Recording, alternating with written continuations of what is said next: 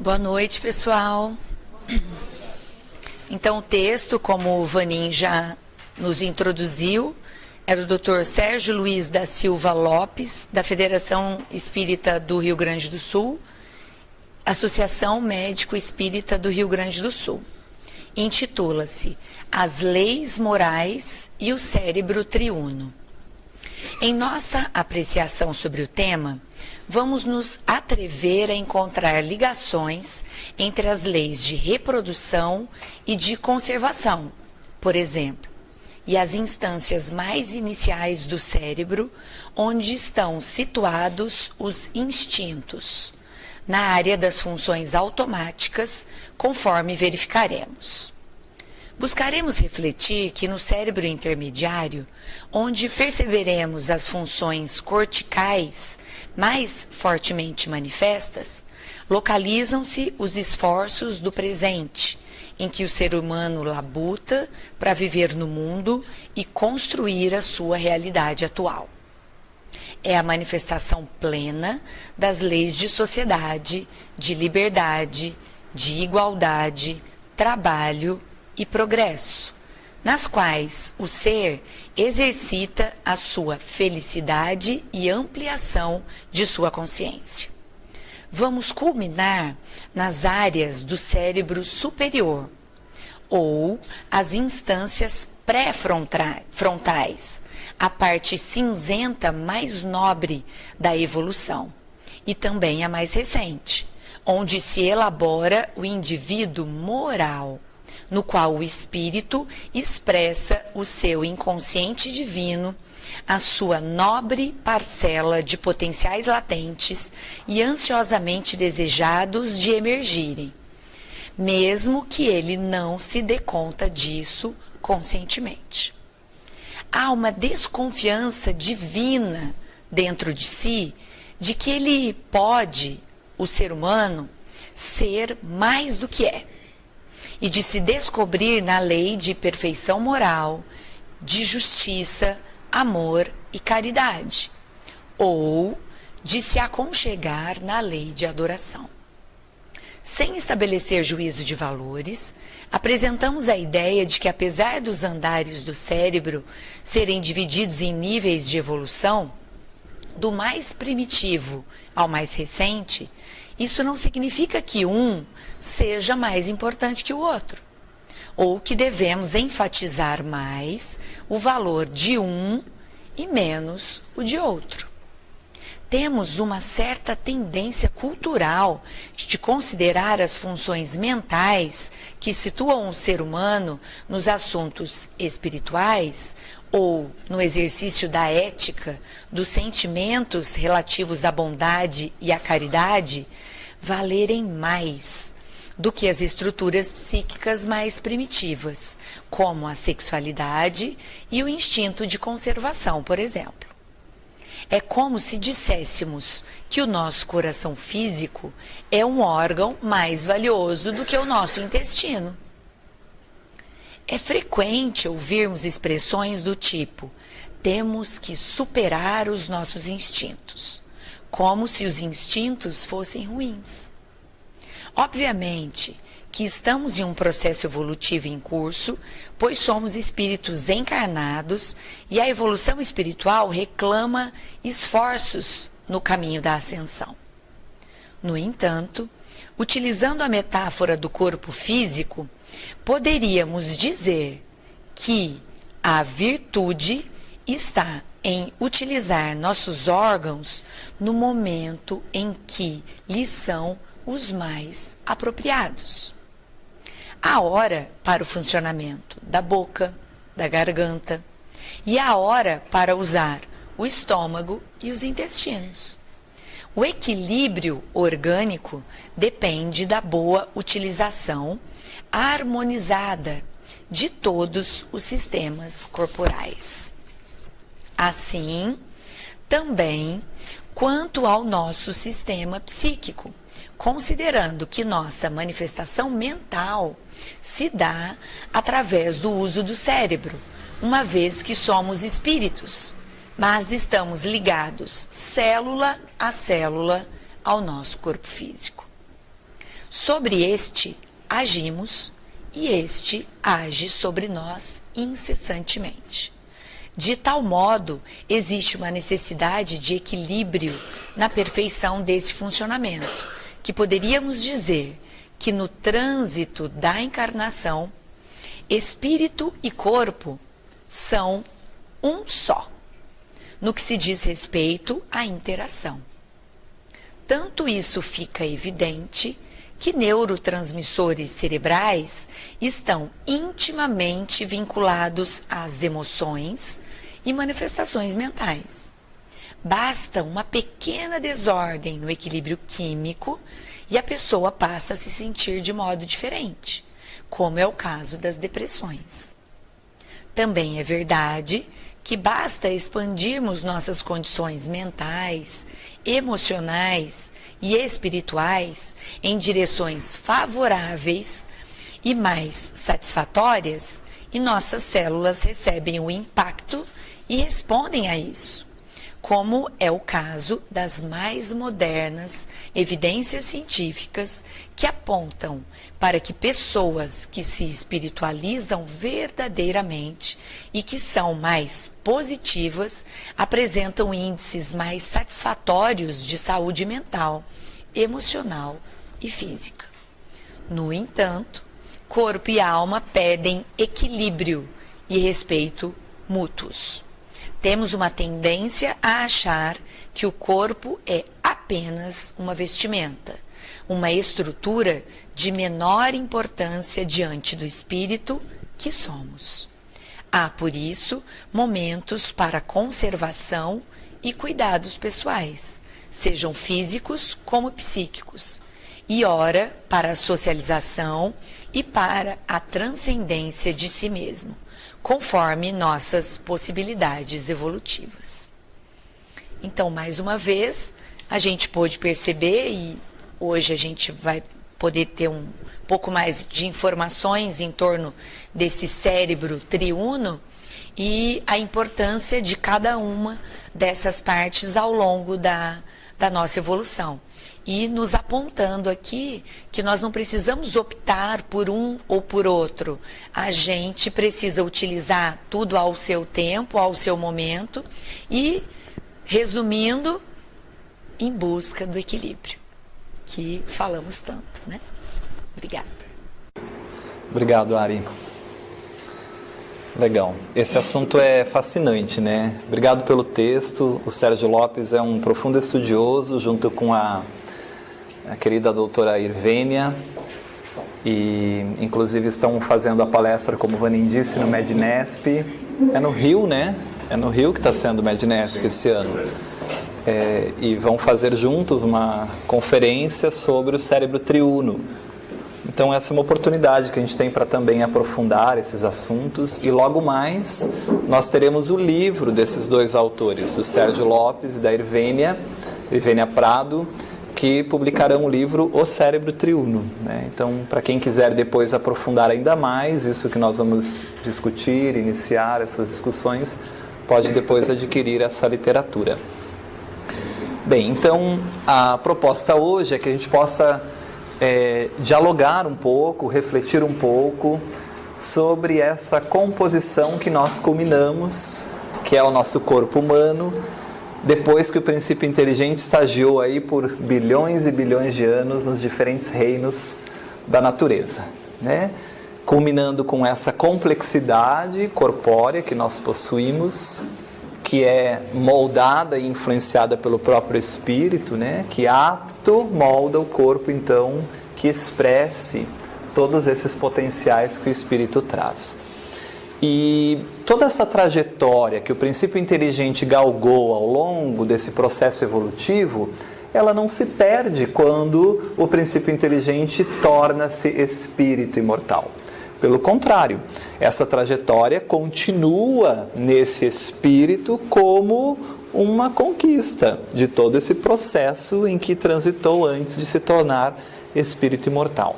E isso se traduz no nosso corpo, segundo a teoria do cérebro trino, de uma maneira muito interessante. Então, para a gente começar a entender isso, eu gostaria de trazer aqui a imagem do autor dessa teoria, que é um médico e neurocientista americano, foi professor por muito tempo da Yale, da Escola de Medicina da Yale, né? E trabalhava também no Instituto de Saúde Mental dessa própria instituição. Então, Paul MacLean foi nosso contemporâneo aí, né? Desencarnou em 2007. Ele foi o elaborador, quem concebeu, na verdade, essa teoria, né? Essa teoria surge em 1960, aproximadamente. Ela ganha força entre 68 e 70, mas realmente ela vai sendo elaborada, detalhada e é realmente publicada na década de 90, em 1990, com a primeira edição desse livro que nós vemos, que é O Cérebro Triuno em Evolução, né? E basicamente, para esse autor, essa teoria que ele nos traz, apesar de ser bastante inovadora, nós vamos ver que uma maneira interessante é de que André Luiz já falava do cérebro triuno, mesmo antes de Paul MacLean falar. André Luiz só não dava o nome de cérebro triuno, mas ele vai dizer que o cérebro é constituído por andares ou casas mentais que nos integram, que nos compõem, né? Muito interessante isso, a gente vai estabelecer essa correlação. Para vocês já irem percebendo a dádiva que nós temos com esse conhecimento espírita, né? Com isso que os espíritos nos trazem. Então, MacLean defende na sua teoria que o cérebro humano, ele resulta, na verdade, de um processo evolutivo contínuo dos animais, né? Então, segundo essa visão, o cérebro passou por 3 fases principais de desenvolvimento até culminar com esse modelo anatômico atual que nós temos aí nesse Homo sapiens sapiens, né? Que ainda é transitório, nós sabemos, né? Depois nós ainda ascenderemos a outras formas aí, que estamos caminhando para a angelitude, né? A escola na humanidade é temporária. E esse sistema, então, esse cérebro, ele seria composto por 3 unidades funcionais interligadas, mas diferentes. Cada uma dessas unidades, segundo o autor, representaria então essa camada ou esse estágio do processo evolutivo, né? Em que esse sistema nervoso foi vindo, foi se elaborando, foi se aperfeiçoando, foi se tornando mais complexo, com várias funções e inclusive adquirindo novas funções, novas possibilidades, né? Que até distinguem o ser humano do próprio animal, né? Dos próprios animais. Então essas camadas foram adicionadas de maneira gradual, sequencial nesse processo, decorrido ao longo aí desses bilhões e bilhões de anos. E basicamente esse autor dividiria o cérebro em 3 grandes partes, por isso o cérebro triuno, né? 3 partes que compõem uma única parte, que é esse cérebro que nós possuímos. Então ele diz assim no seu livro. O que aconteceu? Está aqui. Voltamos. Uma primeira parte que seria o cérebro réptil, né? Essa parte que a gente destacou em verdinho, que de uma forma resumida nós diríamos assim, responsável pelos nossos instintos.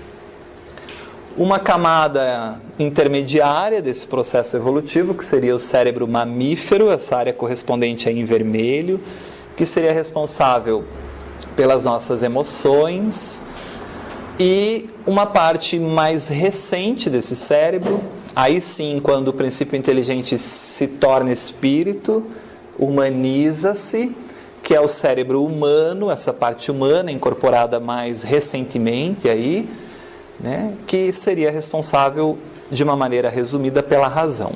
Interessante que na semana passada nós discutíamos aí sobre há mais ou menos 200.000 anos atrás a possibilidade do homem ter ali um nível de inteligência mais próximo ao que seria a espécie atual do Homo sapiens sapiens, né? E eu disse a vocês que a ciência vive de verdades provisórias. Naquele mesmo momento, a Ari me mandou lá uma mensagem. Recebi enquanto eu estava aqui. Recebeu no estudo. Depois me encaminhou de que a ciência havia descoberto um fóssil que muda exatamente essa data cronológica. E que por elementos de estudo, especialmente que data, né, em temporalidade, foi identificado que essas estruturas fósseis datariam aí de 300 mil anos atrás, e não 200 mil anos atrás. Então nós já teríamos 100 mil anos a mais atrás, características que já são muito mais parecidas com esses Homo sapiens sapiens, né? Interessante. O que mostra aquilo que nós discutimos, de que como o processo de transformação do princípio inteligente para espírito ocorre no mundo espiritual, e ao retornar ao planeta Terra ele já molda o corpo com a necessidade, então realmente fica esse elo aí, né? Que a ciência tenta buscar, encontrar, vai vendo os fósseis, vai mudando as teorias, as datas, mas não consegue exatamente precisar em que momento isso acontece, né? Então, se nós analisarmos o cérebro humano a partir dessa análise comparativa, especialmente a dos diferentes animais, nós poderíamos, nessa teoria, dividi-lo nessas três partes principais, desses três grandes eventos aí evolutivos que nos caracterizam, né?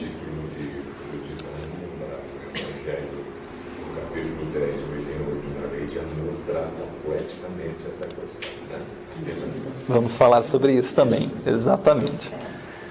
Vamos aprofundando aos poucos, senão o povo pira. Então, lembrando também que a causa de todo o fenômeno orgânico, material, é sempre o agente causal, que é o espírito, né? Então, naturalmente, é o espírito que molda essa conformação necessária a esse processo para a manifestação do seu self, da sua totalidade, enquanto experienciando a existência física, né? Então, Paul MacLean diz assim: o cérebro guarda todas as estruturas das quais evoluiu. A mais antiga e primitiva delas é chamada de cérebro reptiliano, que controla o lado mais animal e instintivo do ser humano. Nós já vamos detalhar cada uma dessas estruturas. Logo acima dessa camada, temos o cérebro mamífero, que está relacionado às emoções, de uma maneira geral. E por último, está o neocórtex, que é a camada mais externa e genuinamente humana, onde opera o raciocínio, que é o que nos diferencia dos animais, né? No sentido de que nós racionalizamos, entendemos as questões abstratas que os animais não possuem, não compreendem em função de não possuírem essa parte conhecida como neocórtex. É aqui que estão os potenciais humanos do vir a ser, muita coisa que a gente ainda não explora, mas que já estão aí nessas potencialidades. O espírito já molda o corpo nessa conformação, porque permite aí que esse HD vá sendo preenchido de coisas, de armazenamentos, de conquistas, à medida que a gente vai evoluindo, né? Quando lotar todo o HD, deve-se ocorrer uma nova transformação perispiritual, e aí uma nova mutação ocorre e um cérebro mais adequado para esse novo ser é originado, né? Então, a benfeitora Joana de Ângeles vai trabalhar isso na sua série psicológica, e nós vamos entender por quê. Por que isso é importante, especialmente para o nosso autoconhecimento.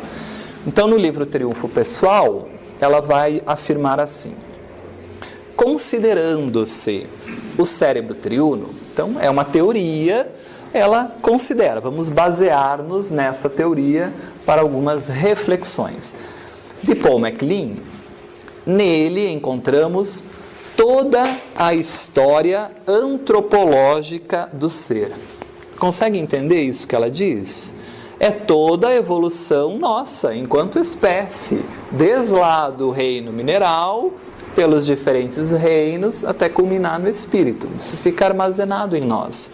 Como ela diz, desde os primórdios inscritos na presença do cérebro réptil, passando pelo mamífero e alcançando o neocórtex, onde permanecem valiosas possibilidades ainda não identificadas de todo.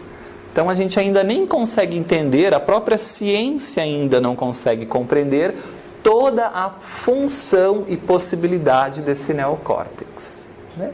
São possibilidades que ainda vão ser desenvolvidas por nós enquanto espírito imortal. Assim sendo, diz a benfeitora, o cérebro seria triuno e na sua tríplice constituição, cada uma se equilibraria sobre a outra, definindo-se na sua morfologia contemporânea. Então ela faz uma revisão dessa teoria aí que o professor Paul MacLean propõe, né? Que é o que o Sérgio também... Que é o que o Sérgio trabalha. Que é o equilíbrio da saúde. Perfeito, perfeito.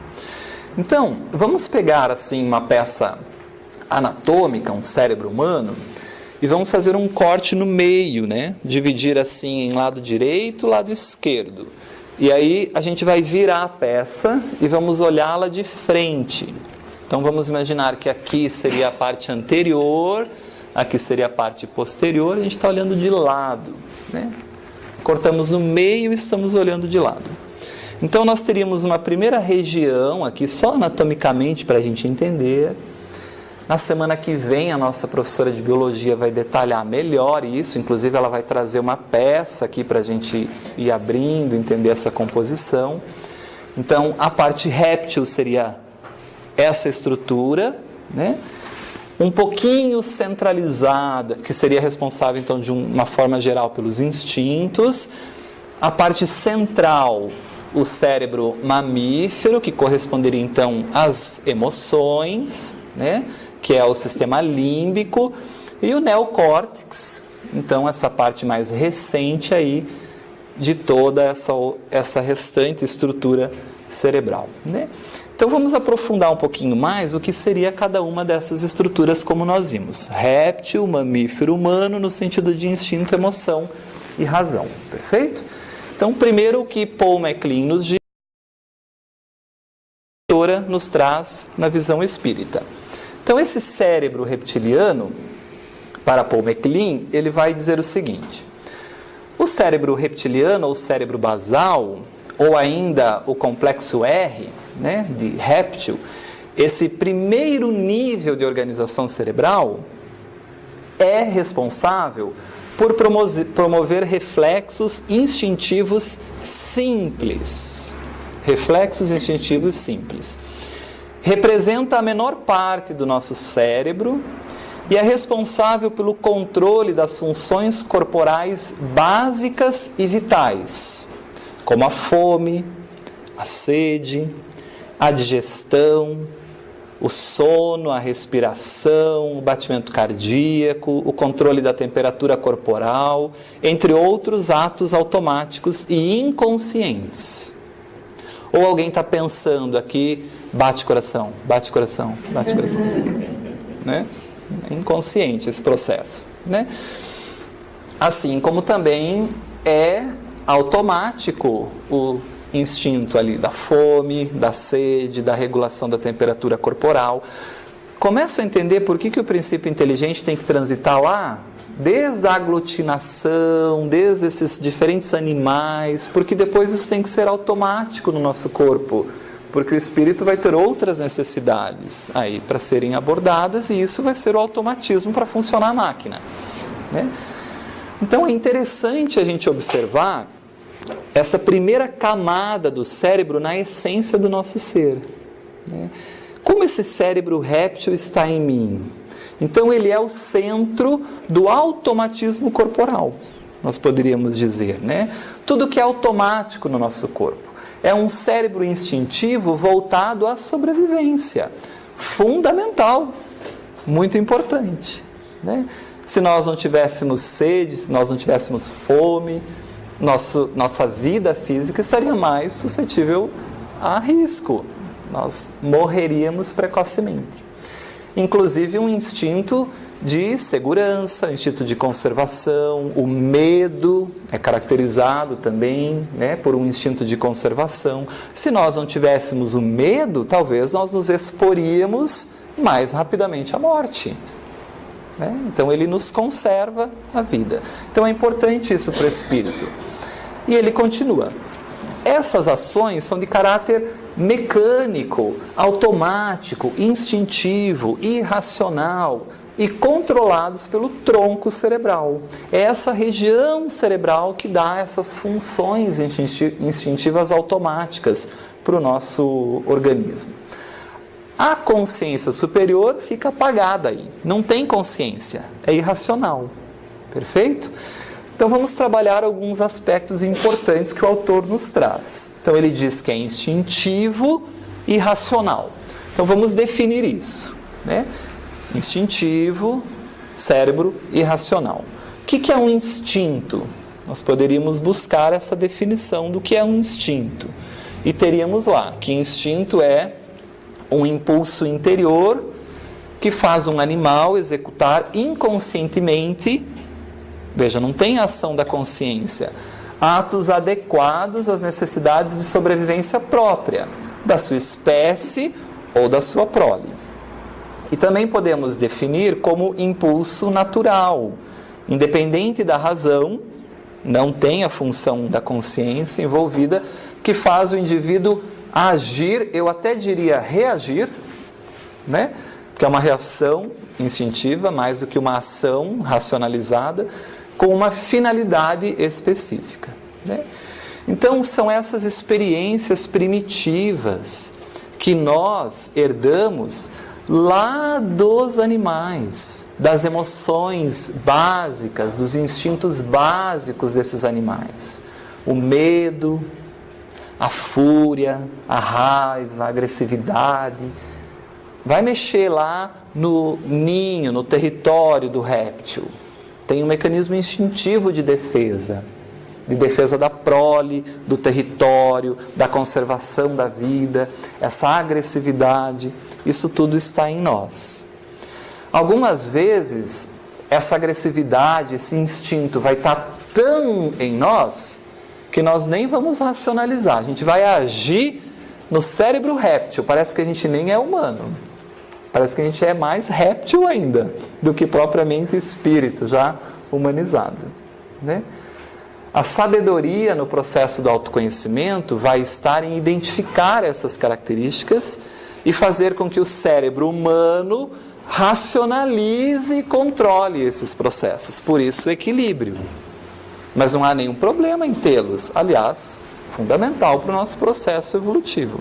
Se não fosse essas características instintivas, nós teríamos dificuldade para nos mantermos vivos. Você vai comentar da pata da doutora Irvênia?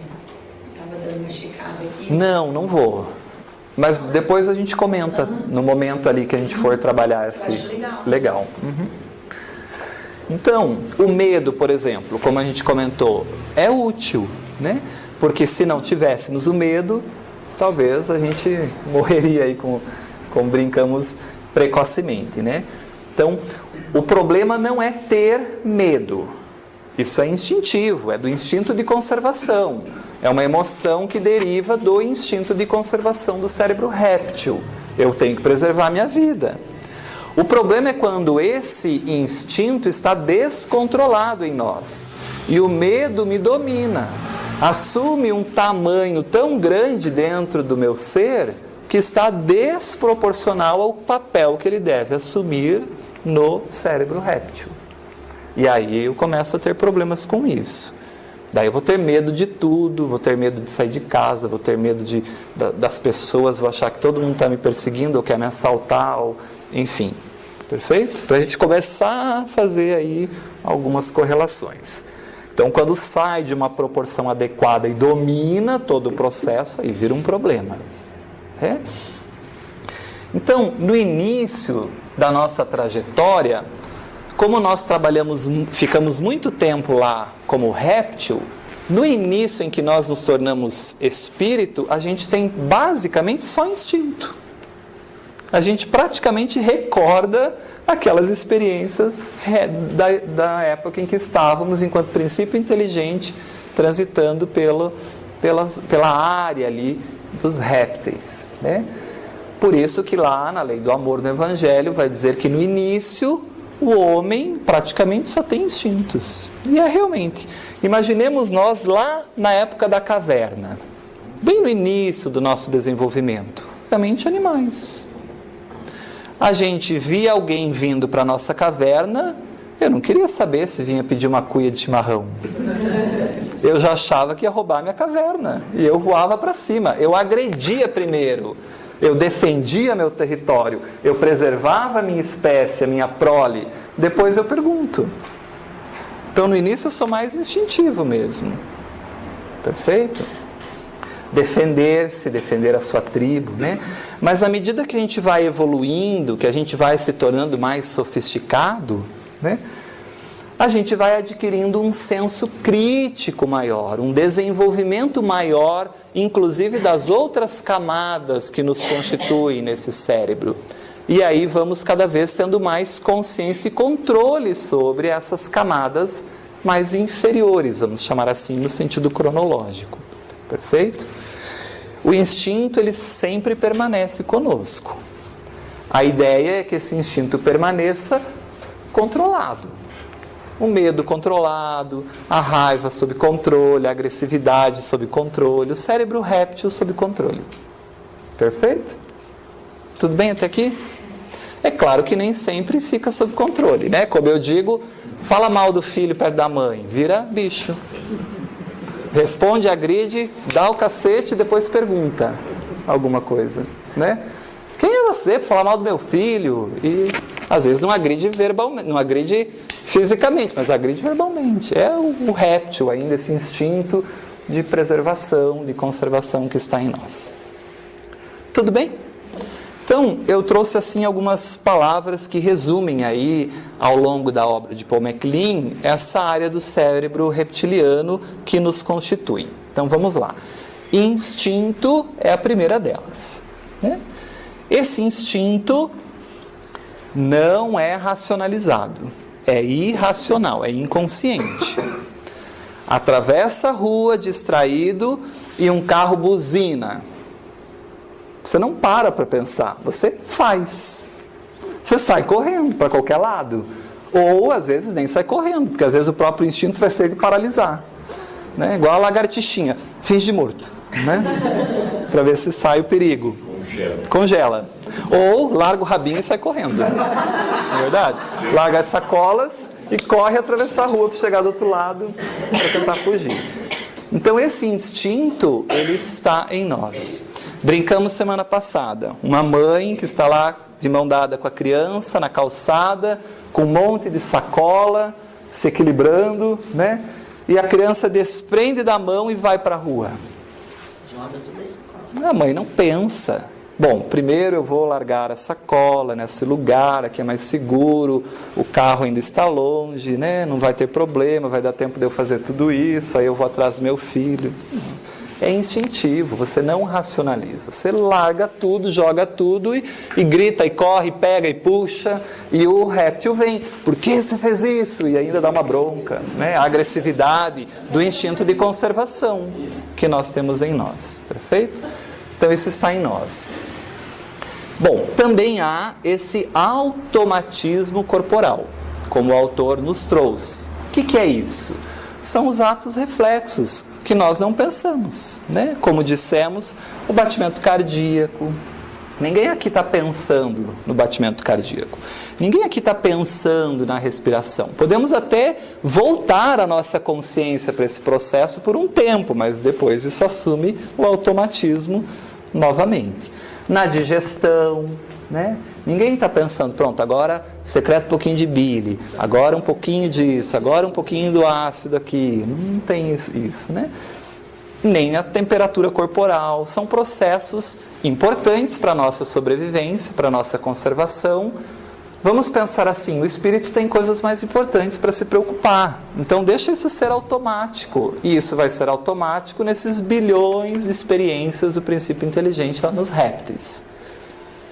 Começam a ver que maravilha é a divindade, né? Tudo é muito perfeito no processo. Isso chama de máquina divina. É, máquina divina.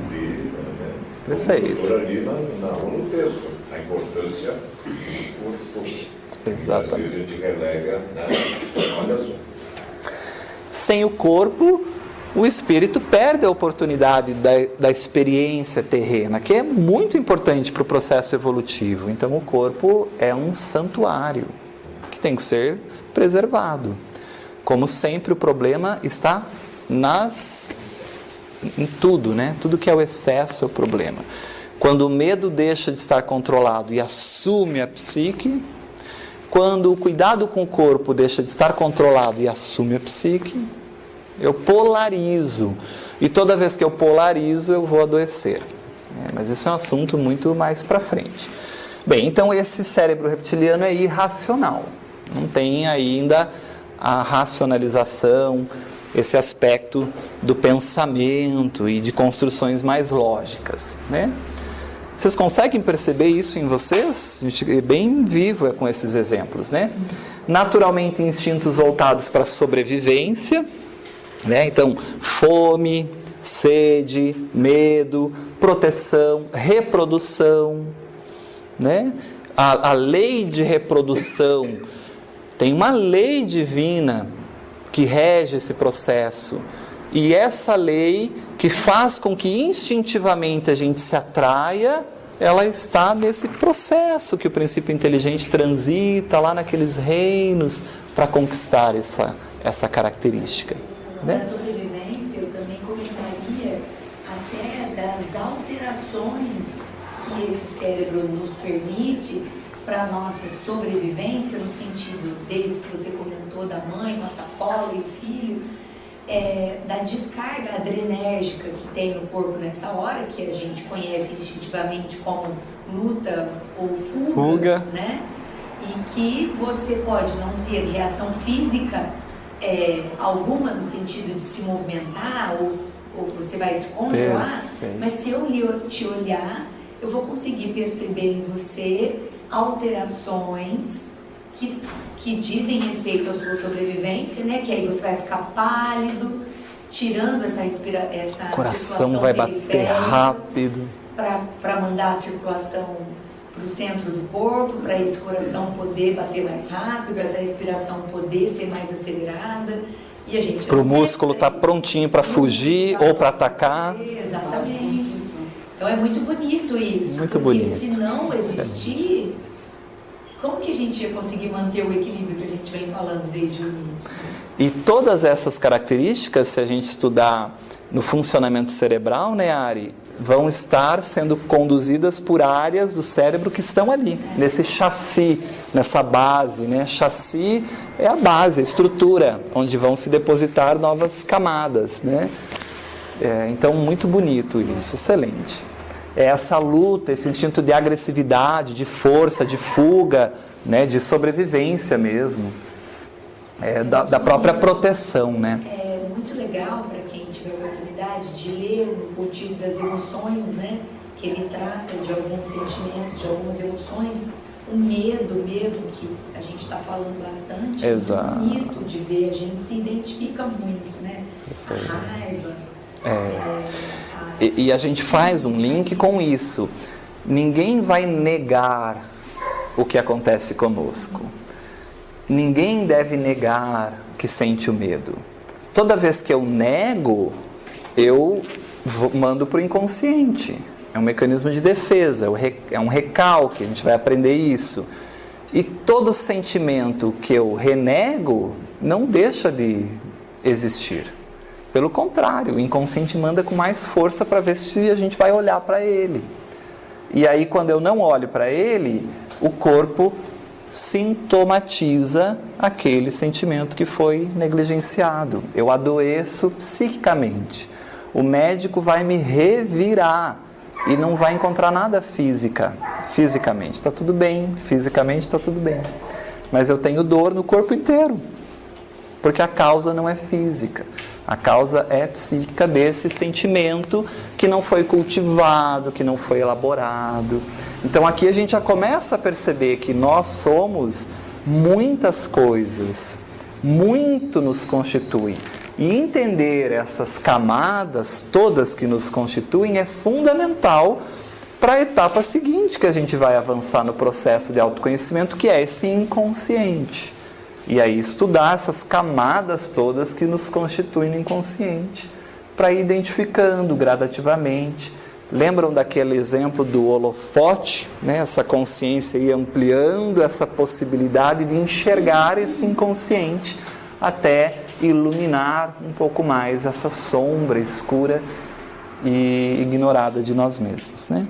Eu sempre digo que aquela é uma música que eu gosto muito, eu sempre uso como exemplo, em que se fala assim: sentimento ilhado, morto, amordaçado, né? Manda para o inconsciente, reprime, deixa lá, volta a incomodar, né? Não tem como, é só quando eu elaborar isso. Então, mas que medo é esse? Quando você sente? Como você sente? Por que ele vem? E aí a gente vai racionalizando, vai colocando luz naquele monstro desconhecido. E quando eu ilumino o monstro, eu vejo que ele nem é tão feio assim. Ou às vezes eu entendo que então aquele medo é mais ilusório mesmo, eu que criei. Porque eu começo a pôr os pingos nos is e vejo, nossa, mas realmente não preciso ter tanto medo assim. E aí se dilui. É a famosa catarse que Freud nos traz tão bem aí no seu estudo do inconsciente, ou essa iluminação do processo de individuação que Jung também nos traz brilhantemente. Mas nós vamos trabalhar isso com mais calma, só pinceladas homeopáticas para a gente, né, ir gostando do negócio. Então, sobrevivência, segurança, tudo isso está dentro desse cérebro aí, né? Esse instinto de proteção que vai dar agressividade, a noção de espaço territorial que nós temos até hoje, a noção desses grupos sociais, isso são características instintivas, que depois, no espírito, vão ter a possibilidade de uma lei divina se manifestar, que é a lei de sociedade, que é fundamental para desenvolver os valores do espírito. Porque como é que eu vou crescer isolado? Existe crescimento no confronto com a diferença, na tolerância com a diferença, no desenvolvimento de valores que eu ainda não tenho e que preciso agregar para conviver em solidariedade, em harmonia com a coletividade, né, com a totalidade. Então isso é muito importante. Veja como é lindo esse processo. Não é à toa que esse princípio inteligente precisa ser elaborado para trazer essas características instintivas. É instintivo no ser humano viver em grupos sociais. É instintivo. Por isso que a gente brinca que quando a gente é exilado de um lugar, de um planeta que a gente já vive em grupo social e vai para um planeta que não se vive ainda em grupo social, poxa, eu estava no paraíso, perdi o paraíso. Então imagine os exilados que vieram para a Terra, quando não se havia grupos sociais, eles que tiveram que criar isso, né? Trouxeram instintivamente já isso, vamos desenvolver esse aspecto. Quando surgem os primeiros grupos sociais aí no planeta, as primeiras coletividades, quando se basicamente deixa de ser nômade para se fixar, né, que é com a revolução agrícola, quando as pessoas começam a perceber que dá para cultivar o solo, dá para cultivar os animais, dá para se fixar num lugar, ao invés de a gente ficar migrando quando acabam as maçãs da árvore ou quando acabam os animais aqui desse território. Então isso é importante para que depois a gente desenvolva essas características também da sociedade, perfeito? De homem e mulher também, das características, quando a gente olha para o homem da caverna, né, e vê sem o homem dúvida. Que saía para caçar e a mulher ficava na caverna. Perfeito. E hoje a gente vê isso na característica da mulher de estar num lugar e estar percebendo tudo ao redor, e o espaço territorial do homem atento, é mais, né? Atento. Mas o do homem, dizem, né, que os homens são mais capazes de se localizar no espaço em relação às mulheres.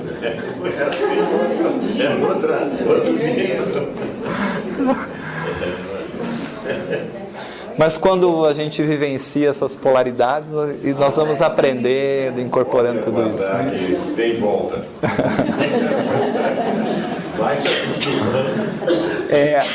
Além desses grupos sociais e dos espaços territoriais, também os rituais, né, gente? O ritual de acasalamento. Quando você vê, às vezes, se você gosta assim de programas como o National Geographic, você começa a ver os rituais de acasalamento de algumas espécies, como é todo um processo, é uma dança, um negócio, e a gente traz isso em nós, né? Então, nós vamos tentar conquistar alguém, e isso nós vamos estudar muito, especialmente depois, quando falarmos do inconsciente. Então, nós vamos criar um ritual, nós vamos criar um personagem para essa conquista, que vai durar geralmente de 3 a 6 meses. Depois esse personagem começa a ver que não é bem assim, foi só uma estratégia réptil de conquista. Agora eu vou me mostrar como eu sou, né? Daí o príncipe vira sapo, a princesa também. Esse é um mamífero, Raul dizia, depois de comer 1 quilo de sal junto. Aí você conhece, amigo. Aqui também a comunicação, há formas de comunicação, mas ainda que não passam pela racionalização, não são elaboradas. Então, uma comunicação ainda não verbal, que nós temos isso, especialmente nos grupos sociais, nos rituais, nas conquistas, né? Toda essa questão, tá aqui, dos rituais, né? Então, é tudo aquilo, de uma forma geral, se a gente pudesse sintetizar, que não passa por uma racionalização maior ou por uma emoção maior. É simplesmente instintivo, é função reptiliana em nós. Perfeito? Ajo na fúria, ajo na agressividade, ajo no impulso, não racionalizo. Depois, quando eu racionalizo, eu me arrependo, não devia ter feito, mas já fiz. Depois a gente vai entender melhor isso quando falarmos de complexos, né? Alguém fala alguma coisa que toca no nosso complexo, vira um leão. E a pessoa nem falou aquilo, mas eu entendi daquele jeito porque isso mexe comigo. É um conteúdo afetivo que foi mal resolvido no meu processo de desenvolvimento. E eu toquei, ou melhor, alguém tocou. E a gente vai ver que a consciência sai até de cena. O inconsciente invade, o réptil vem, o animal vem. Depois, quando a consciência assume, vem daí, não devia ter feito isso, acho que não é bem assim, nem foi isso tudo que ele quis dizer, né? A gente vai estudar tudo isso com mais detalhes. Perfeito? É legal entender até para convivência, né? Fundamental. Pra gente Ficar de costas para você. E para entender que não vai adiantar você enfrentar o outro nesse momento. Não vai, não vai. Depois vamos falar ainda das projeções, né? Tudo aquilo que é nosso também, que a gente idealiza e projeta no outro. E tadinho do outro, a gente coloca tanta coisa nas costas da pessoa que nem é dele, nem é dela, né? São problemas nossos. Daí o relacionamento fica mais leve, fica mais gostoso, fica mais consciente. Essa é a palavra, o ser consciente. Ele vai, à medida que conscientiza o inconsciente, se aprimorando nesse processo evolutivo, né? Suas decisões são mais conscientes. Então vamos avançar. Joana de Ângeles, no livro Triunfo Pessoal, vai trabalhar o cérebro reptiliano.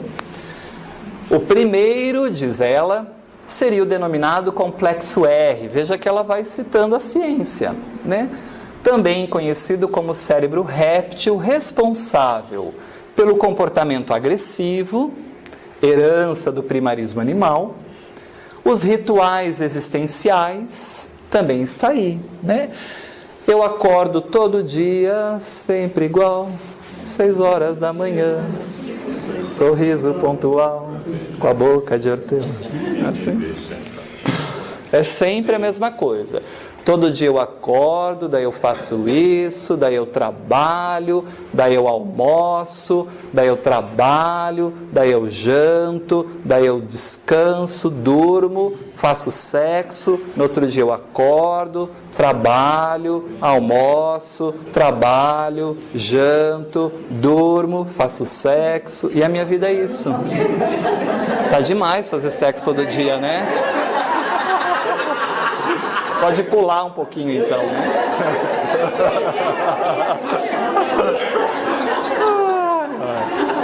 Então são essas características ritualísticas puramente instintivas. O que há mais nobre aí nesse comportamento?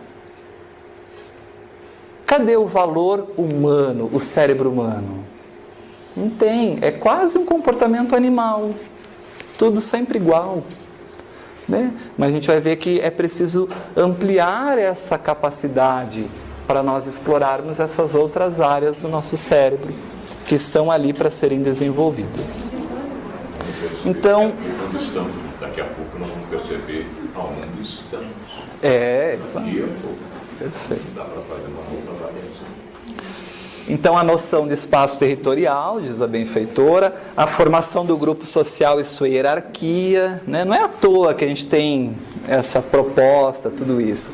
É óbvio, isso é instintivo, tem um componente instintivo e vai ter os conteúdos do humano para estruturar isso para novas possibilidades, novos potenciais. Essa hierarquização vai ganhar uma nova possibilidade quando o cérebro humano entra em ação. Perfeito? Estando presente nos primeiros répteis, diz a benfeitora, apareceu há cerca de 4 bilhões de anos. Né? Então é o chassi mesmo, é a base, é a estrutura pela qual eu vou construir esse cérebro com as outras camadas. O nobre investigador Paul MacLean observou, por exemplo, que a constituição mais primária do cérebro humano, que é formada pela sua parte posterior, pela medula espinhal e pelo mesencéfalo, poderia ser aceita como a sua base ou o seu chassi neurológico, no sentido do que sustenta, o que dá suporte, onde será erguido algo, né? Chassi. Conforme assim o denominou. Veja que ela tem o conhecimento ali da teoria. E que serviria de sustentação aos elementos que se aglutinaram, aonde o princípio inteligente aprende as aglutinações? Lá no mineral. Mas já está pronto para evoluir esse cérebro. Então, aglutina em novos mecanismos elaborados para formar uma nova camada.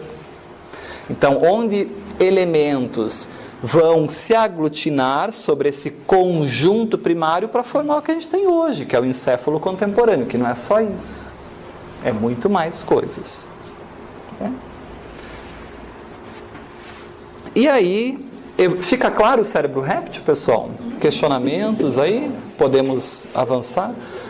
E aí, então, chegamos no cérebro mamífero. Então, esses elementos se aglutinam e a gente tem uma nova construção cerebral, né? Então, talvez os arquitetos divinos, olhando aquele princípio inteligente, já nesse nível de avanço evolutivo, decidem por promover um aperfeiçoamento nesse princípio inteligente, que agora, ao retornar ao corpo, já vai criar uma nova camadinha aí acima desse chassi com uma nova possibilidade cerebral. Então não vai mais ser réptil, vai para uma nova área, vai para os mamíferos, por exemplo. Perfeito? Assim como do mamífero vai vir para a espécie humana. Perfeito?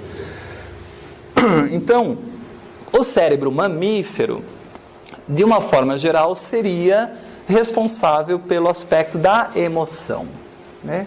Seria o sistema límbico aí que nós temos no nosso cérebro.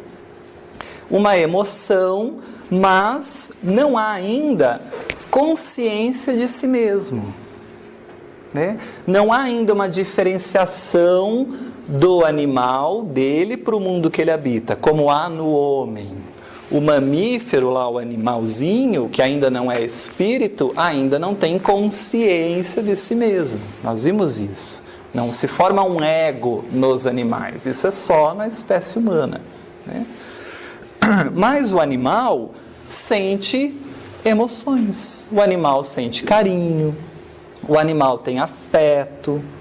Mas essas emoções que se manifestam ali são aprendizados que vão iniciar um processo das emoções para que depois possa ser amadurecida e levada a um novo patamar, mas que se inicia ali naquela composição nos mamíferos. Perfeito? Então, é nessa região que há o local da memória, né? No hipocampo, ali onde se tem o aspecto da memória. Então, isso é desenvolvido nesse cérebro. Então, a gente pode dizer assim, são aprendizados mais complexos do que os que ocorrem nos répteis, mas ainda não são racionalizados, apesar de serem complexos, né? Não tem essa racionalização humana.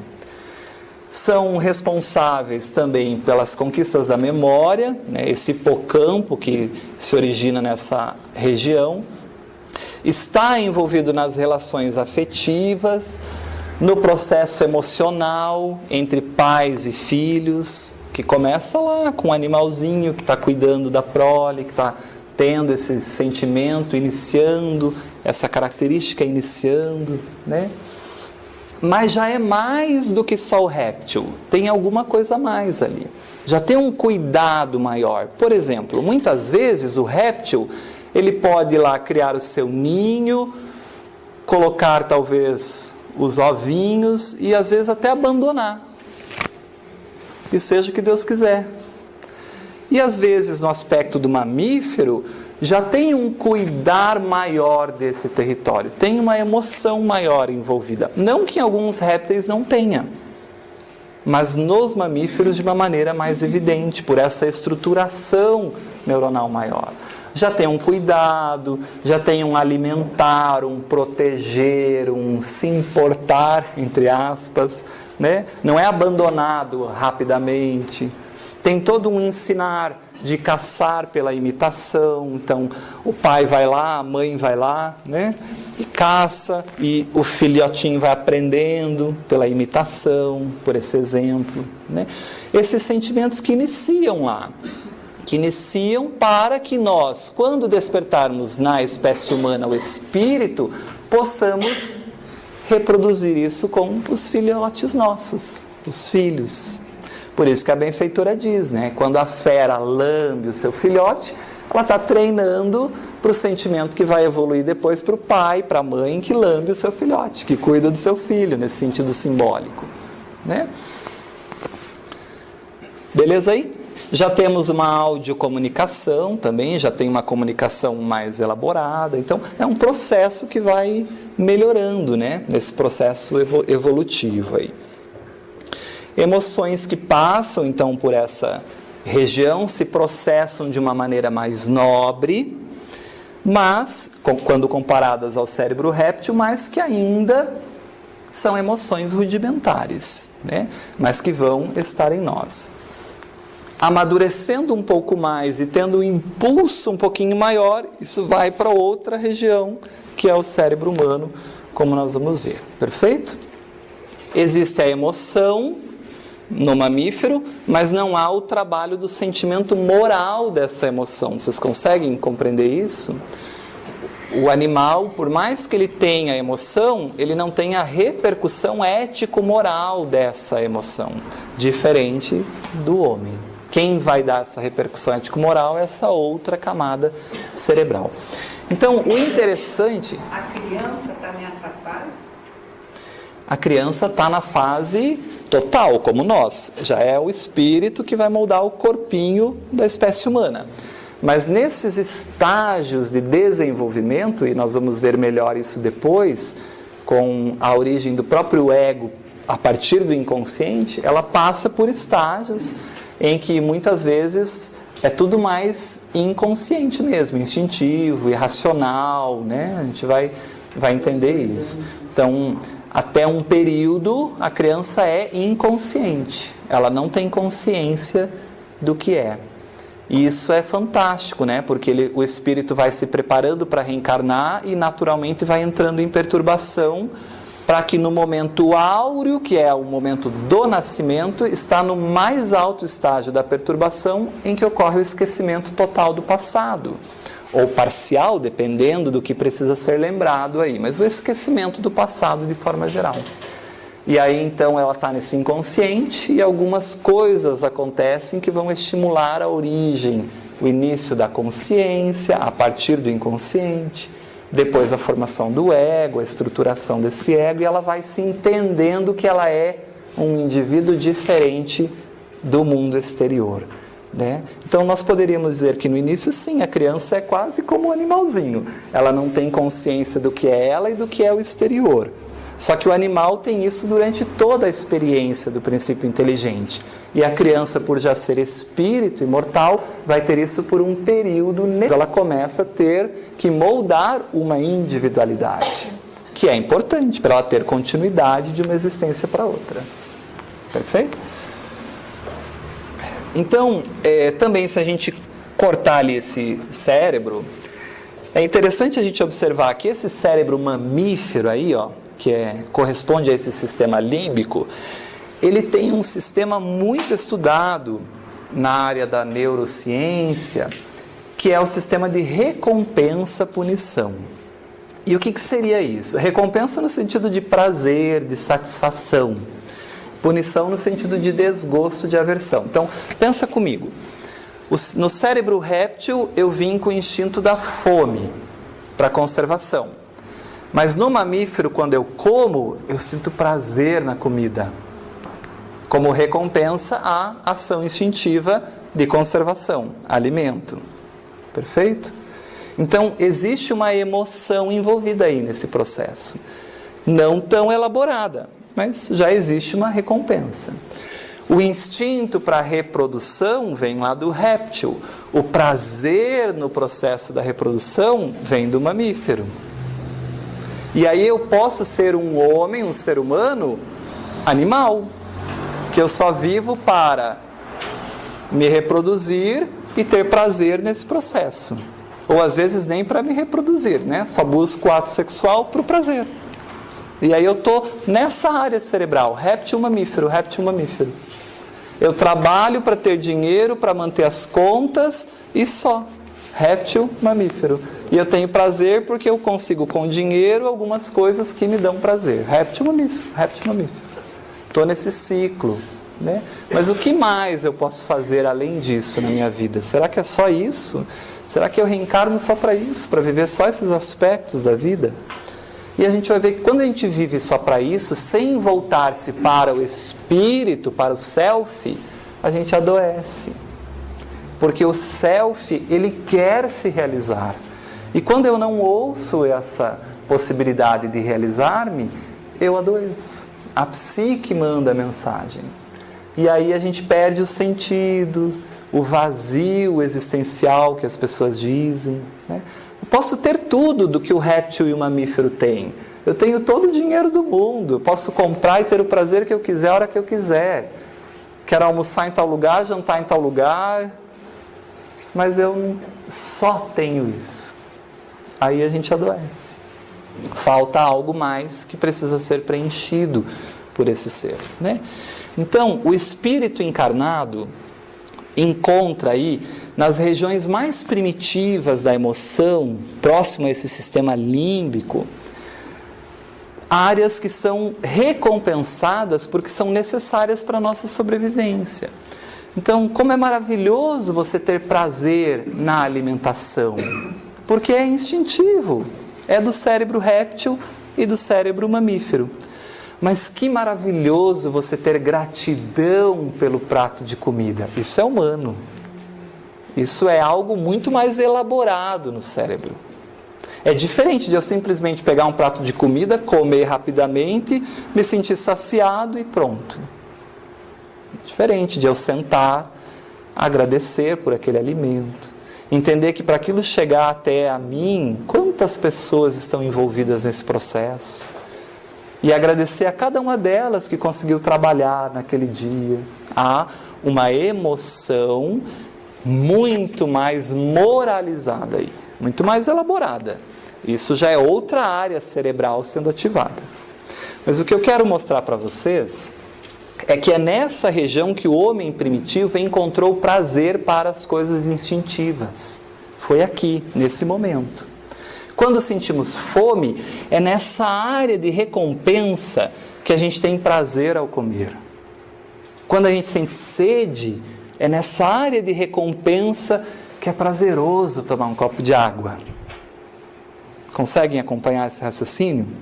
É um circuito primitivo que é herdado desde lá dos nossos ancestrais, mas que a lei natural, a lei divina, providenciou que a gente tenha para manter a conservação, pela própria lei de conservação.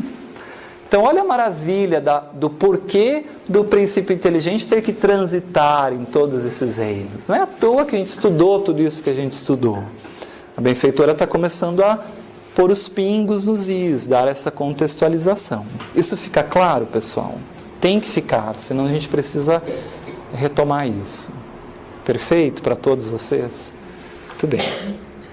Agora, o prazer de estudar. Será que é o cérebro mamífero que dá? Não sei, porque eu não tenho prazer em estudar.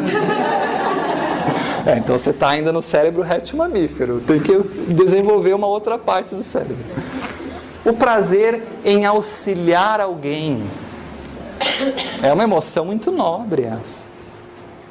O prazer de uma boa conversa entre amigos, instrutiva, que a gente cresce, que a gente aprende, que a gente fala, poxa, aprendi tanto nessa nossa conversa. Porque tem as conversas também réptil mamífero. Né? Tem muitas conversas réptil mamífero. Às vezes. O que nos motiva a sair de casa e vir para um encontro como esse, estudar questões como essas, da transcendência, do autoconhecimento, da espiritualização do ser, não é só o cérebro mamífero que nos dá essa recompensa. Perfeito? Então, tem situações mais sofisticadas no nosso cérebro. Já está em jogo o neocórtex, que é essa camada mais recente aí, de 200 mil anos atrás, eu diria, mas agora eu vou dizer de 300 mil anos atrás. Né? É essa camada, é uma região do cérebro que está um pouquinho mais acima aí, ó. É uma região nova, né?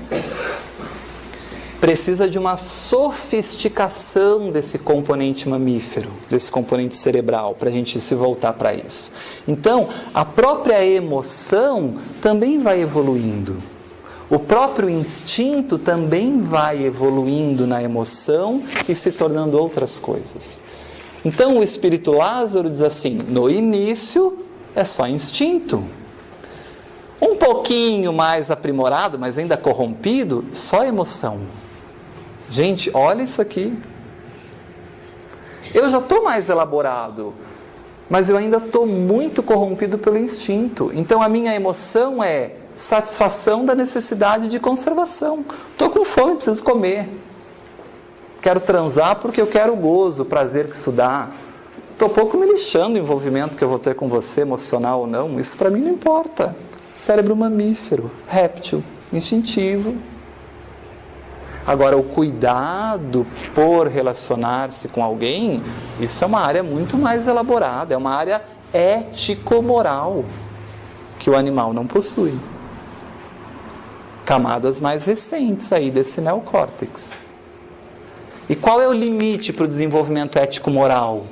São as potencialidades que esse neocórtex vai ter para desenvolver, até nós sermos Cristos. Veja que espetacular. Tem muito espaço para esse HD ainda. Né? Então, para a gente entender algo mais específico, quando a gente usa drogas, por exemplo, um dependente químico, quando ele experimenta droga, é essa região mamífera que fica ativada nesse circuito de recompensa. Então, ele usa o produto químico, ele tem o prazer pela liberação dos produtos que o cérebro vai liberar, isso lhe dá aquele prazer, a recompensa, e instintivamente ele busca isso novamente. Ele está nessa recompensa no sentido do prazer. Perfeito? Só que a sobrecarga de dopamina que o usuário experimenta nessa região cerebral, ela inibe a região do neocórtex, que é a área voltada para as questões humanas do ser. Por isso que, de forma geral, o dependente químico, quando ele está num processo de dependência, ele começa a se animalizar. Ele perde o contato com o grupo social, porque o grupo social é algo mais nobre, elaborado. Os relacionamentos afetivos e de trabalho, de forma geral, ele se isola. Conseguem perceber isso? Isso são regiões que a ciência começa a trabalhar e investigar, né? Mas a passos largos já, a passos largos. Então, de forma geral, como essa área do neocórtex é inibida, ele não tem mais vontade ou prazer para estudar. Não tenho mais vontade ou prazer para trabalhar em algo que me motive. Não tenho mais prazer em estar com um grupo social por uma conversa elevada. Não tenho mais vontade de me relacionar afetivamente com alguém, porque eu estou aqui, no circuito de recompensa mamífera. Perfeito? Só para a gente começar a entender isso, né? Então eu volto para as questões básicas de sobrevivência, basicamente. Eu vou dormir, eu vou acordar, eu vou comer, vou buscar a recompensa, e como eu tenho vontade, necessidade instintiva dessa recompensa, e como o meu neocórtex está menos ativado, eu perco os valores, inclusive éticos morais, eu roubo, faço o que for preciso, porque é importante essa manutenção desse comportamento de recompensa do sistema límbico. Bom, então, quem quiser entender um pouquinho mais sobre essa questão, assista aos vídeos do professor Sérgio Lopes, porque ele trabalha muito bem essa questão aí do circuito recompensa cerebral, do uso de drogas, e tem umas posições muito interessantes, já que há essa dúvida, né? Então, adiantando aqui, cérebro mamífero, Paul MacLean vai dizer o seguinte: o cérebro dos mamíferos inferiores, ou cérebro emocional, porque há os mamíferos superiores, que seríamos nós, né? O cérebro dos mamíferos inferiores, ou cérebro emocional, ou Paleomammalian Brain, né, é o segundo nível funcional do sistema nervoso. Então, já são esses componentes que se aglutinam, trabalhados pelos arquitetos divinos, para formar esse cérebro mamífero. Então, funciona. E além dos componentes do cérebro reptiliano. Conta com os núcleos da base do telencéfalo, responsáveis pela motricidade grosseira, pelo diencéfalo, constituído por tálamo, hipotálamo, epitálamo, pelo giro do cíngulo, pelo hipocampo e para-hipocampo. Esses últimos componentes são integrantes do sistema límbico, que é responsável por controlar o comportamento emocional dos indivíduos, daí o nome de cérebro emocional. Não vamos nos ater aos aspectos anatômicos. Quem quiser estudar isso, vai a fundo. Aí nosso trabalho, o objetivo é trazer a ideia desse conceito para depois aplicar no autoconhecimento, né? A benfeitora Joana de Ângeles também vai trabalhar isso no mesmo livro, Triunfo Pessoal. Logo depois, diria ela estava falando do réptil, né? Então, logo depois, viria o cérebro mamífero, expresso pelo sistema límbico, com a inclusão da glândula pituitária. Olha que interessante, é nesse momento do desenvolvimento do princípio inteligente que surge a glândula pituitária.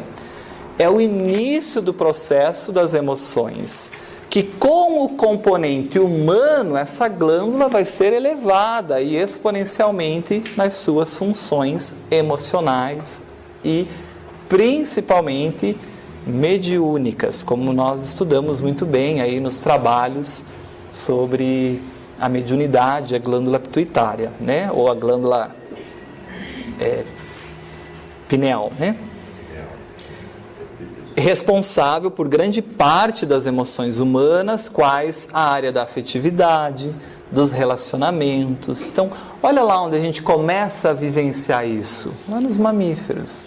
O sentimento de compaixão e de piedade, da manutenção do grupo social, da organização gregária. Veja, já ficamos mais reunidos por mais tempo, juntos, tentando sobreviver por mais tempo, juntos somos mais fortes.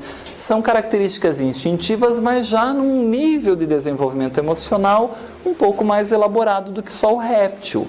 Já cuido mais, já me importo mais, sem ter o pensamento lógico sobre tudo isso. Ainda é um processo de uma certa racionalidade, consciência entre aspas, mas não é a racionalidade e a consciência humana, né? Desse pensamento que só o humano tem. Apareceu há não mais de 150 milhões de anos, dentro desse processo aí evolutivo, né? É recente, se a gente for ver, né? Olha o tempo da Terra, 5 bilhões, é recente.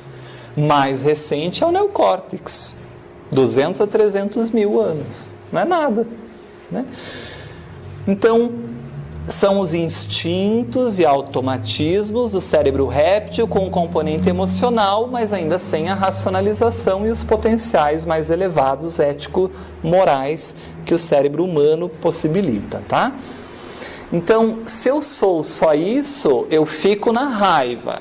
Eu sinto a raiva, eu sinto a agressividade, mas eu não racionalizo que isso me faz mal e adoeço. Eu não uso os meus potenciais humanos para sair desse processo e fico ali.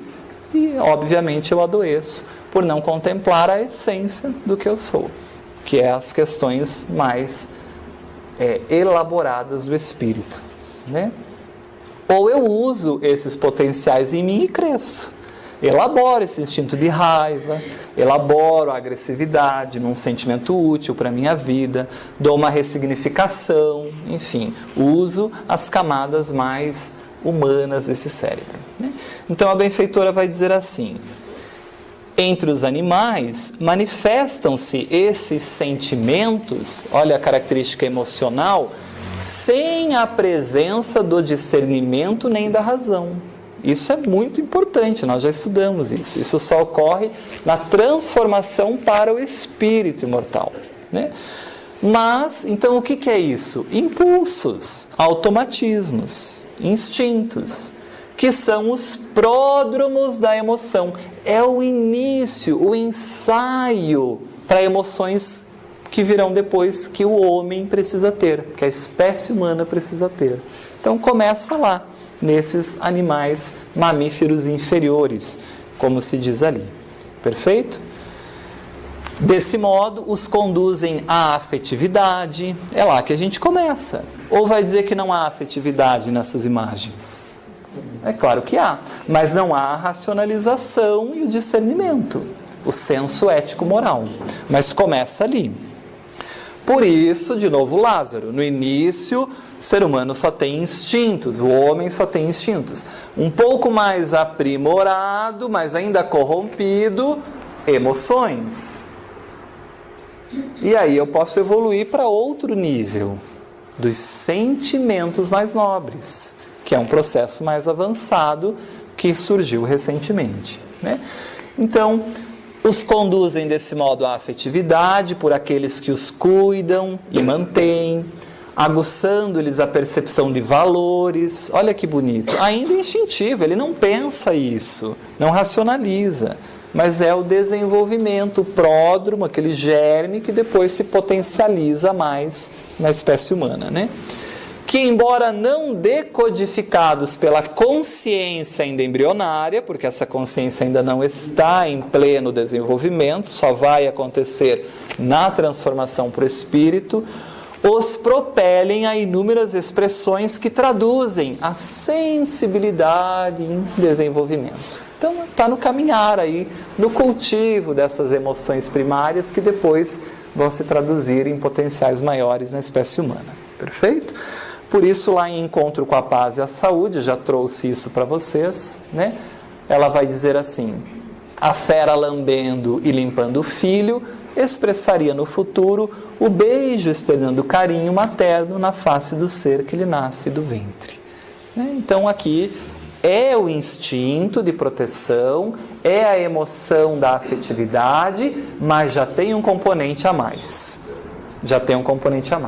Eu tenho o instinto de conservação réptil, eu tenho a emoção da afetividade mamífera, mas eu tenho algo a mais que me diferencia de todo esse processo.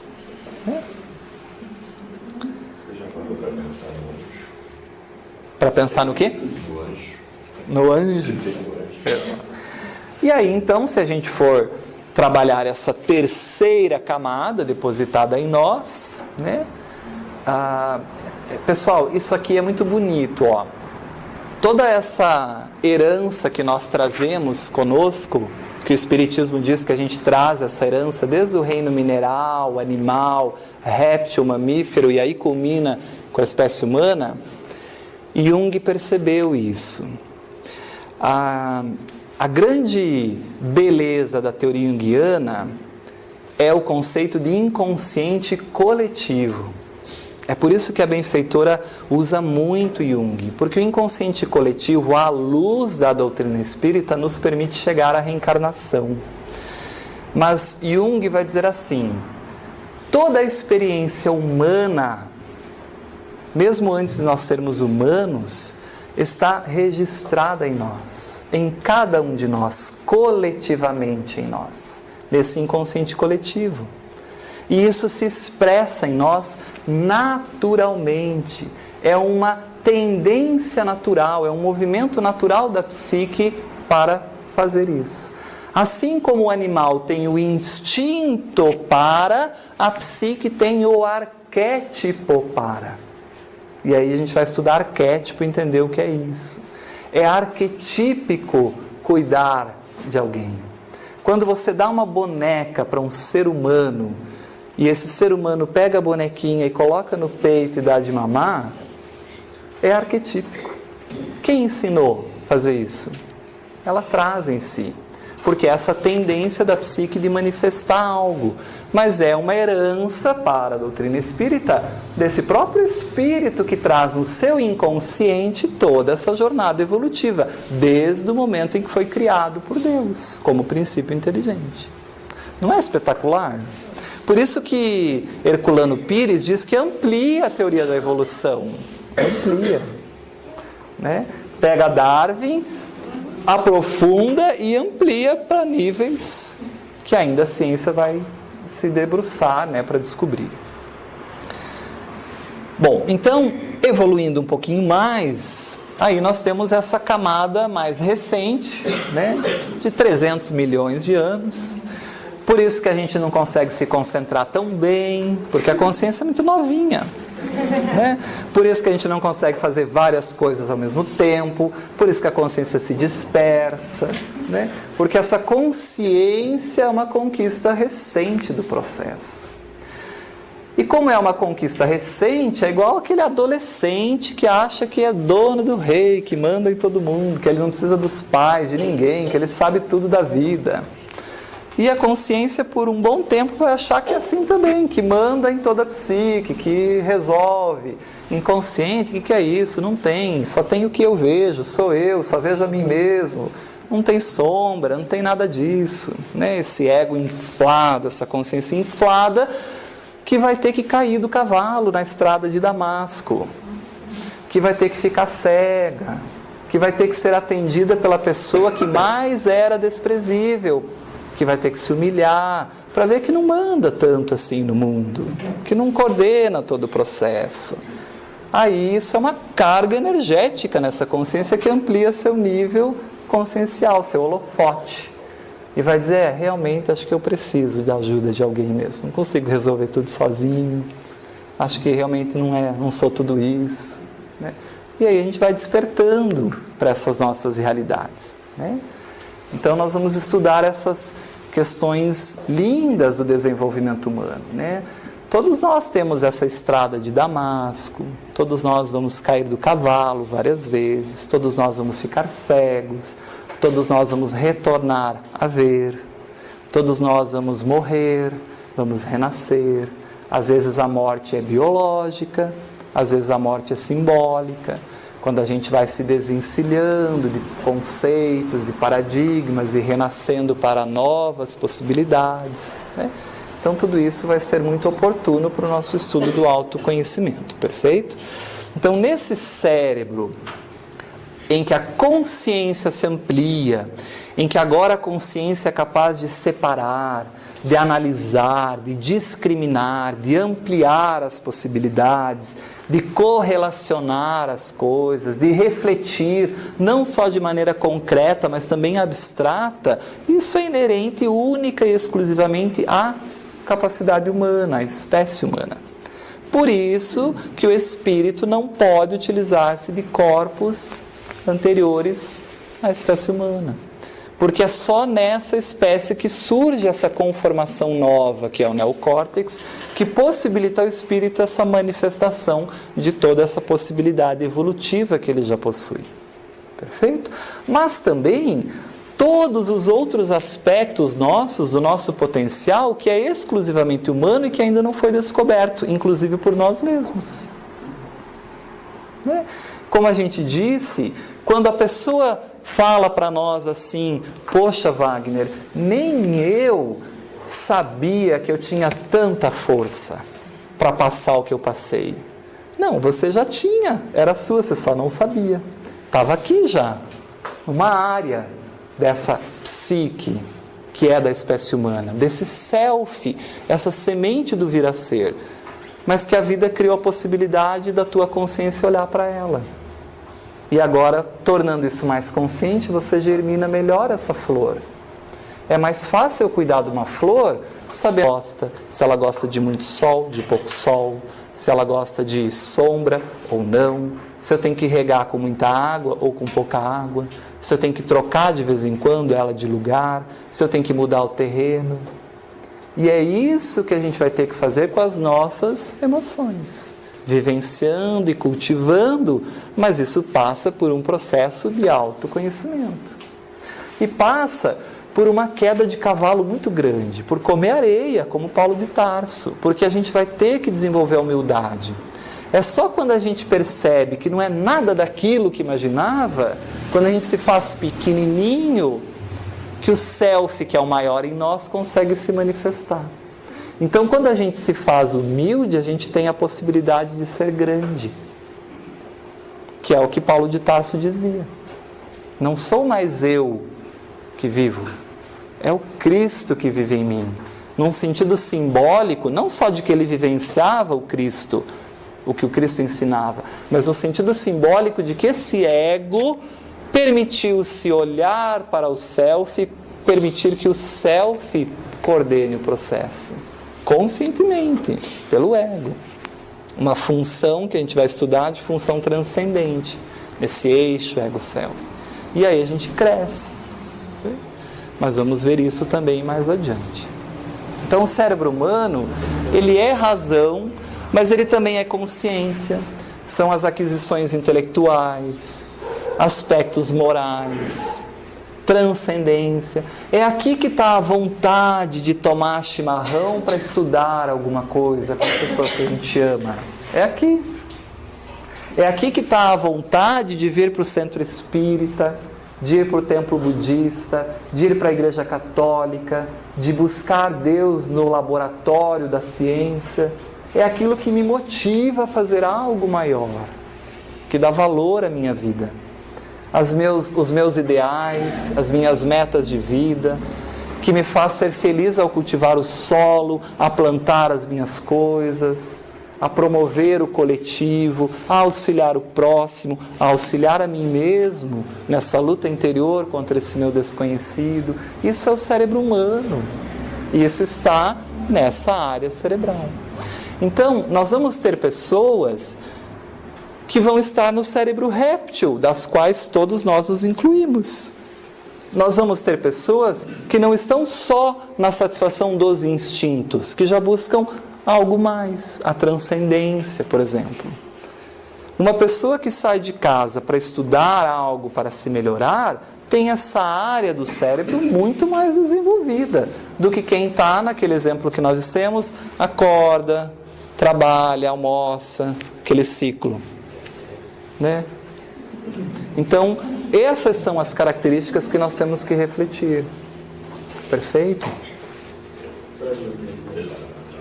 Agora, olha que interessante. Se essa questão do cérebro do neocórtex traz as potencialidades do vir a ser, é o espírito que está criando isso. É o espírito que manifesta no corpo físico esse modelo orgânico. É o espírito quem cria pelo perispírito o neocórtex. Concordam comigo? O cérebro é consequência, a causa é o espírito. Muito bem. Se o espírito cria o neocórtex, e essa camada precisa ser desenvolvida, o espírito não traz, como nós vimos, as leis divinas em si, não traz a consciência, essa consciência maior, mais ampla, eterna, de todo o registro das leis, porque foi criado por Deus. Então, toda vez que nós fizermos algo errado, há neurônios nessa região que registram isso e modificam o funcionamento cerebral. E eu adoeço. Infringir a lei divina causa adoecimento também físico. A ciência está começando a trabalhar esses aspectos. Gente, isso é espetacular. Espetacular. Nessa região do cérebro, há células que registram essas impressões do espírito transgredindo a lei divina. Eu posso contratar o melhor advogado do mundo. E o advogado vai dizer para mim assim: não quero saber se você fez, se você não fez. Para mim não me interessa. Você me contratou para te defender, você não vai para a cadeia. Porque eu sou tão inteligente que eu vou usar a lei a teu favor. Mas tem um custo, 2 milhões. Faz o caixa 2 que você quiser para me pagar. E a pessoa paga e é absolvida pela inteligência desse advogado que consegue trabalhar a lei muito bem. Esse advogado assume uma plantação, o uso que eu faço da minha inteligência, que trará uma consequência ético-moral para ele, consciencial, está aqui, registrado, e que não se perde com a morte do corpo físico, porque isso está registrado não só na matéria, mas no perispírito e no espírito. Porque se o neurônio foi afetado, o espírito já foi muito antes, porque o neurônio só traduz o que o espírito sente e transmite ao corpo pelo perispírito. E eu que fui inocentado e absolvido, sei que errei. O juiz não precisa me condenar. Ele me absolveu, mas eu me condeno. Eu não tenho mais paz. Eu não tenho paz. Eu sei que eu fiz aquilo. E aí eu tenho essa estrutura que registra que eu fiz aquilo.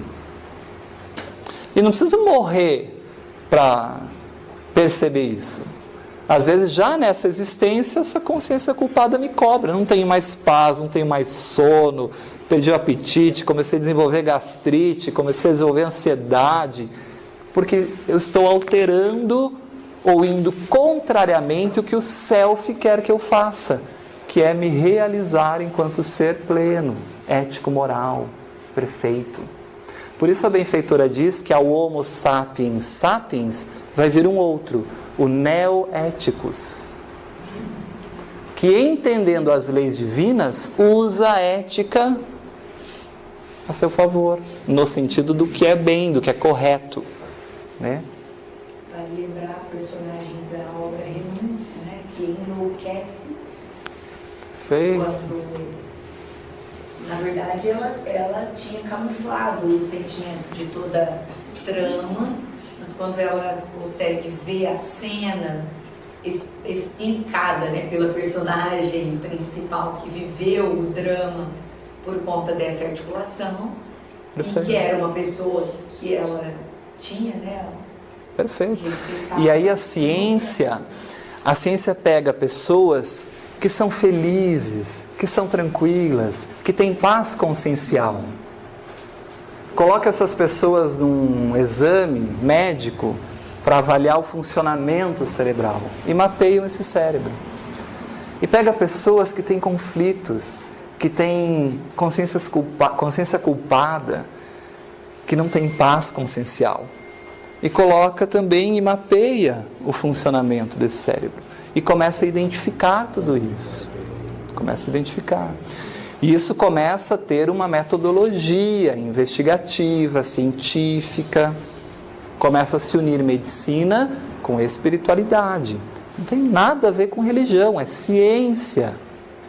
E ciência que comprova o que os espíritos nos ensinaram há tanto tempo atrás. Então é espetacular. Estou doido para a Adri voltar do Medinesp, porque quero ver o que ela vai trazer desse cérebro triuno. Talvez o Sérgio e a Irvênia estão lá assim, já conseguimos saber qual é o neurônio, como ocorre aqui quando tem a consciência de culpa, qual é o mecanismo que agride o neurônio. Talvez já deva estar por aí. Já tem alguma pílula? Né? Aí quem não se conhece, né? Mas o que eu tomo então para bloquear isso aí, né? Estabelece padrão. Você vai estabelecer padrão. Isso. E vai encontrar o negócio. E aí, como essa área do cérebro está envolta com a paranormalidade, que também é da experiência humana, transcendente, é claro, eu crio padrões de sintonias mentais, padrões de vibrações cerebrais. Me dizes com quem andas, que eu te direi quem és, não é assim o ditado? A gente pode pensar assim, me diz quem és, o que tu pensa e vibra, que eu te digo com quem você anda. A companhia do mundo espiritual. Então, a benfeitora vai nos trabalhar depois como fazer esse processo que o Vanin disse, de reprogramar essas questões no nosso cérebro, para com que eu melhore, inclusive, os meus pensamentos, a maneira de sintonia, os padrões vibracionais, e seja mais feliz. Mas não tem como. O caminho é um só, extirpar o mal dentro de mim, que me faz infeliz. O mal que me faz infeliz é o desconhecimento de mim mesmo, são as minhas más inclinações, minhas más tendências. À medida que eu for elaborando isso, eu vou sendo mais feliz. Nós falávamos aqui que vem ao encontro desse equilíbrio que a gente vem conversando desde o início, nesse processo da autoconsciência, dessas aquisições, né? Por exemplo, no aspecto moral, que muitas vezes muda te ajuda a mudar uma conduta, aciona os seus registros de prazer também, que te fazem repetir aquele comportamento que é mais elevado moralmente, que lindo. Porque você percebe que é muito satisfatório. Então, olha só. Lindo. E aí nisso você me deu um insight aqui, que é a experiência de Paulo de Tarso.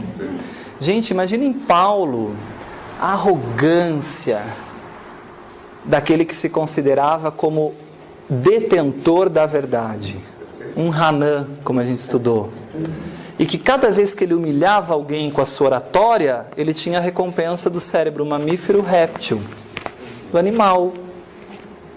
Mas para ele aprimorar o aspecto do neocórtex, foi necessário que a vida criasse alguns mecanismos. A benfeitora escreve um livro sobre os mecanismos que a vida cria, se chama Conflitos Existenciais. E quando a vida cria esses mecanismos, são convites amorosos do self, dizendo, olha para mim, investe em mim, eu valho a pena, me desenvolve. E aí, a vida criou algumas coisas para com que nesse processo de recompensa réptil-mamífero, Paulo ascendesse para o neocórtex, para os valores que estavam nele já, eram dele, só que ainda não tinham sido olhados, percebidos. E ele desperta para essa transcendência toda. Para Paulo, o que é cair em si foi quando ele descobriu que a doutrina do Cristo era superior à de Moisés. Aí, meus amigos, a coisa pegou. foi a maior paulada que ele levou. Porque para ele, Moisés era o supra-sumo. Aí vem um cara lá, não se sabe da onde, da Galileia, né? Fizeram de tudo para humilhar o Cristo, e o Cristo devolve a coisa com um amor profundo, e ele verifica, mas a doutrina do cara é superior. E aí ele toma uma pancada. É ali que o orgulho dele caiu por terra. E o Cristo era o mecanismo que o self criaria para ele despertar. Tudo na vida dele era o Cristo.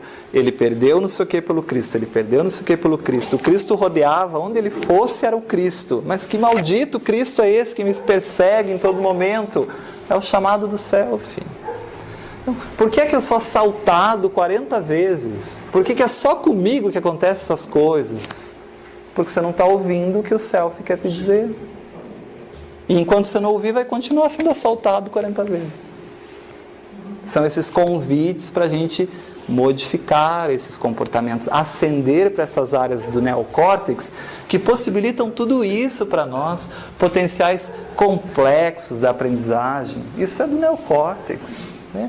Os aspectos do pensamento lógico racional, mas também o abstrato, a complexidade da linguagem, a introspecção, os insights, que a partir do momento em que eu modifico essas vibrações, essas transmissões neuronais, por vibrações, por posturas mentais, por paradigmas e maneiras de pensar, naturalmente eu mudo as minhas companhias espirituais e acesso muito mais esses insights, tanto meus, do meu potencial interno, que o self traz, como também do mundo espiritual. A inventividade, a criatividade. Então isso resume de uma maneira simples também esse cérebro humano que é super complexo e que poderíamos fazer um estudo só disso também, né? O cérebro triuno.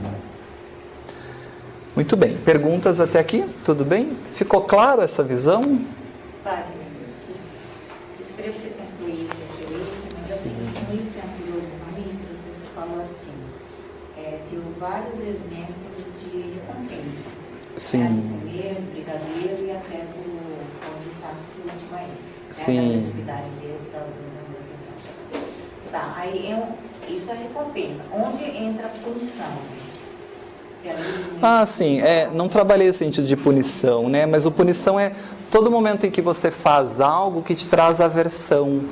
Então, eu posso fazer algo que me traz uma aversão simplesmente para satisfazer meu instinto. Então, eu não vou por esse caminho, porque isso é muito perigoso, me dá um medo, eu não vou por aí. O instinto trabalha esse sentido de circuito de recompensa e aversão, no sentido de que preserva a vida. Mas eu também posso trabalhar isso para aspectos ético-morais. Então, quando eu infrinjo a lei consciencial, eu sofro e eu não vou mais fazer isso. Eu vou domar essa tendência instintiva em mim de roubar, porque isso me traz um sentido de aversão. Mas para eu ter essa aversão, eu já tenho que estar com esse neocórtex um pouquinho mais estimulado, porque senão eu estou só dormindo ainda para isso. Não, eu roubo e ainda roubo e tudo bem. Se ninguém pegar, melhor ainda. Nem tenho consciência de que isso é equivocado ou que eu estou transgredindo a lei. Ainda nem tenho consciência, o que é pior ainda. Estou num nível mais abaixo desse sono, para esse desenvolvimento do despertar da consciência. Mas a aversão seria, a punição seria no sentido da aversão, tudo aquilo que não é agradável, né, nesse processo. Desde os animais, para a preservação da vida, até nós, em valores ético-morais maiores. Tem a perda do sentido, não tem mais lógica para você, não tem mais a função que tinha antes, é toda uma modificação aí do contexto interno que você traz daí. Mas daí acho que parte mais de uma desconexão com esse teu potencial íntimo mesmo do que um sistema límbico ali de aversão. Mais uma desconexão da consciência com o inconsciente, né? Desse eixo ego-self. Mais do que realmente um mecanismo de aversão. Porque às vezes o processo de desconexão é a cura. Né? Às vezes isso é criado no espírito para que ele possa modificar a maneira de pensar e encontrar-se, né? Então às vezes eu me desconecto de mim, preciso passar pela experiência depressiva morro, mas é ali que eu renasço, porque é a depressão que me leva à conexão comigo mesmo, com o meu sentido existencial, com o meu novo paradigma, com a minha ressignificação, né? Se nós pensarmos que a depressão é criado pelo self para com que o ego desperte para o self, é maravilhoso, não é? É maravilhoso, é um remédio que cura. Mas o problema é a gente entender sobre essa perspectiva. É isso que a benfeitora vai propor. Bem-aventurados os que sofrem, felizes, porque são mecanismos amorosos de Deus, inclusive do seu Deus interno, da imagem de Deus em ti, que é o self, para com que você cresça na vida. Não é trabalhado isso, inclusive, nas filosofias religiosas. Tem compreensão. Não tem. Um cara ser feliz sofrendo. E eles partem para outra estratégia. Né? Entendeu? Mas agora nós já temos a compreensão. Ela faz tempo, né? Tem fundamento. Então, para nós finalizarmos essa ideia, então Paul MacLean vai dizer que a parte mais recente e evoluída do cérebro, conhecida também como neocórtex, é esse cérebro racional. Possibilita o pensamento lógico, racional, também o pensamento abstrato, a conquista da inteligência e da cultura. Só o ser humano tem isso, né?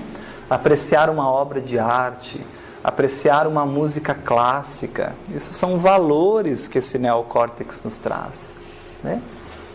É o cérebro que racionaliza, que pensa, que muda o meio.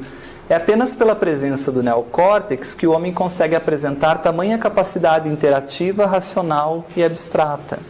Por isso que esse momento de transformação do princípio inteligente em espírito modifica o mundo, porque agora o ser interage com o ambiente e com o mundo. Ele cria consciência de si e interage, né? E aí isso pode ser exemplificado como? Talvez quando alguém olhou para a pedra e começou a usar como uma ferramenta, quando começou a pensar que pode caçar, que pode viver em coletividade, que pode criar um barro, uma louça, que pode cuidar dos filhos, cultuar aos mortos, cultivar a terra, viver em sociedade. 2001, uma odisseia no espaço. O grande não deixava o pequeno tomar água. Aí o pequeno começou a bater um osso no outro. Pegou um osso mais forte e quebrou um osso mais frágil. Toin, teve um insight. O outro grandão só usava a força. Eu vou usar o osso. Quando o outro não deixou ele tomar água, ele... Então, o réptil veio. Por isso que no início era só instinto. Está lá no início do filme. Começaram as guerras.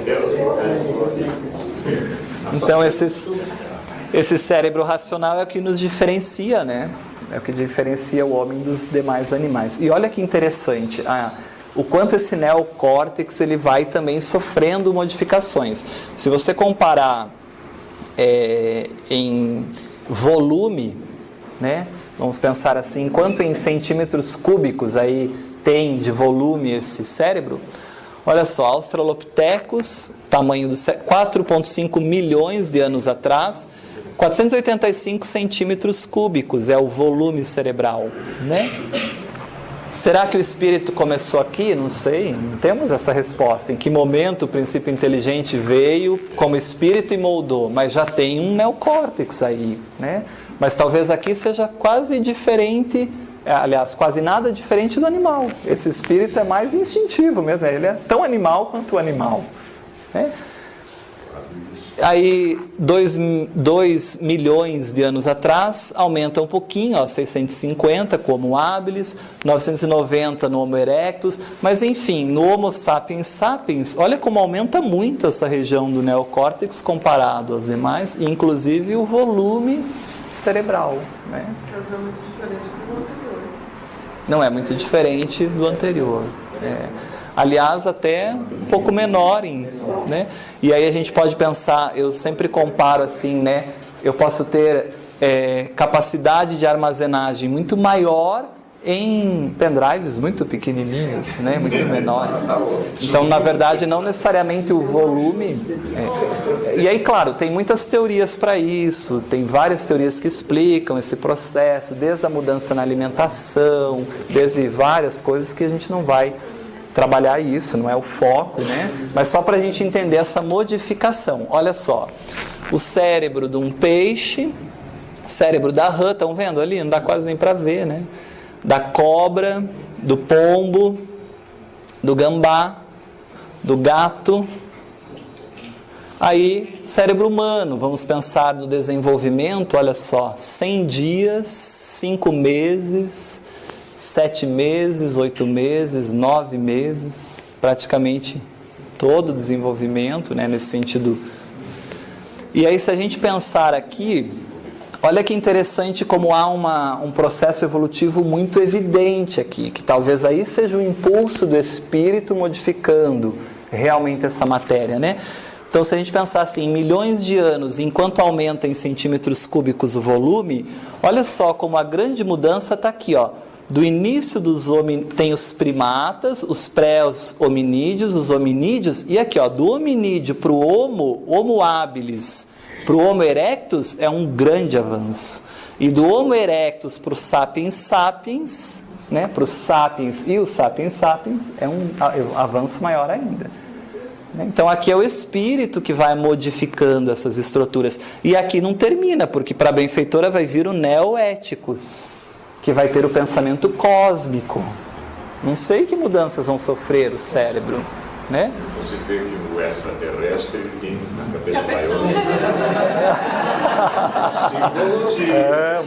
Os caras já estão. Tem a cabeça maior. Então olha que bonito, em busca da verdade, né? A benfeitora vai dizer assim, olha como agora é fácil ler, Joana, olha como agora tem sentido. O processo de evolução antropológica, todo esse processo que a gente passa, tem sido um extraordinário desafio da vida. E é mesmo, né? Para mudar esse princípio inteligente por todas as transformações e culminar com o que a gente tem, produzindo mudanças nas formas e funções orgânicas. Está vendo como é profundo o que ela diz? Facultando o desenvolvimento das faculdades mentais até o momento em que alcançou a formidanda área da inteligência e dos sentimentos. É o que a gente tem para hoje. Mas não acabou ainda. Vamos alcançar outras coisas que virão. Não é por outro motivo que o instinto, na sua totalidade, na sua inteireza, é já uma forma de inteligência embrionária. Precisa transitar por aqueles aspectos. Já é uma inteligência. Quando o João de Barro pega o barrozinho e constrói instintivamente o seu ninho, é um instinto para a conservação. É uma forma de inteligência. Talvez não racionalizada como a espécie humana possui, né? Por criar, olha só, o que nós trazemos nessa herança antropológica, os condicionamentos que mais tarde a razão irá ampliar. Então, no início eu só tenho instinto. Depois, quando a razão amplia, eu vou para coisas mais do que instintos, não fico só ali. Então, eu no início tenho instinto, depois tenho emoção, mas eu vou para sentimentos nobres, que só o homem mais aprimorado nesse neocórtex vai desenvolver, né? Não que todos nós desenvolvemos, tá? Temos pessoas que não temos nada ainda de ético, quanto mais neoético. Uma nova ética, não sabemos nem o que é ética ainda, não cumprimos nem o aspecto ético ainda. A razão irá ampliar até proporcionar a compreensão dos conceitos sutis e das abstrações. O que é Deus? Qual a origem da vida? Quando a gente vai conseguir entender isso? Essas abstrações complexas de o que é Deus? Então estamos nesse caminhar. Começam a compreender como não dá só para ler. Veja que a gente está trazendo alguns parágrafos dentro desse contexto que a gente está trabalhando, né? Por isso que eu falo, esse estudo é uma capacitação, para que depois, quando acabou, pronto, agora pode ler as obras. Agora você vai entender as obras, né? Então, para finalizar, olha que interessante essa mesma avaliação, né? comparando aí o desenvolvimento anatômico. Olha só o desenvolvimento do neocórtex, como é interessante, como vai cada vez aumentando essa possibilidade. A caixa craniana, né? tomando outra forma. Esses aspectos são interessantes. E aí, então, para finalizarmos a ideia, né? Por fim, o neocórtex, como diz a benfeitora em Triunfo Pessoal, encarregado das funções nobres do ser. Quando eu consigo trazer o instinto e a emoção e dar a nobreza necessária a eles, porque eles não vão deixar de existir, eu estou me aprimorando enquanto espírito imortal, né? Com a inteligência, o raciocínio, o discernimento, a linguagem, a percepção de tudo quanto ocorre à volta, da administração da visão.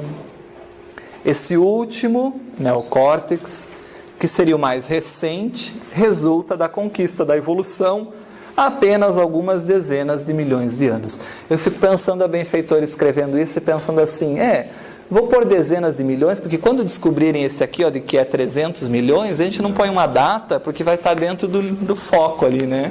Porque, com certeza, ela já conhece esse processo todo aqui, né? Evolutivo. Tendo havido um desenvolvimento mais rápido do que os dos outros. Olha ali aquele gráfico que a gente mostrou, que oscilaram, e aí, claro, os demais, né, o cérebro mamífero e réptil, entre 250 milhões até 150 milhões de anos. Esse cérebro mamífero e o réptil, como a gente trabalhou antes, né? Foi nesse período, então, que se separou discretamente uma organização cerebral da outra, dando surgimento aos seus pródromos, as origens, o início, e se instalando a consciência, que é o que a gente está estudando, a consciência. Agora a gente consegue entender esse processo. Uma vez surgida a consciência, nós vamos ter dentro dessa consciência um gestor, um centro organizador dessa consciência, que nós podemos dar um nome, estudá-lo, identificá-lo, e que a gente vai começar a fazer isso na próxima aula, quando a gente então iniciar a estrutura que se chama o que é isso, para que serve, para que é criado e para que é importante para o processo de autoconhecimento. Beleza? Parabéns, professor. Muito obrigado, pessoal. Cumpriu-se o capítulo 6 do Evangelho segundo o Espiritismo, item 5. Isso aí. Espíritas, amai-vos. Espírita, instruí-vos. Isso aí. E o segundo? Que bom. Se você está dizendo, quem sou eu para não dizer? Beleza, pessoal. Obrigadão.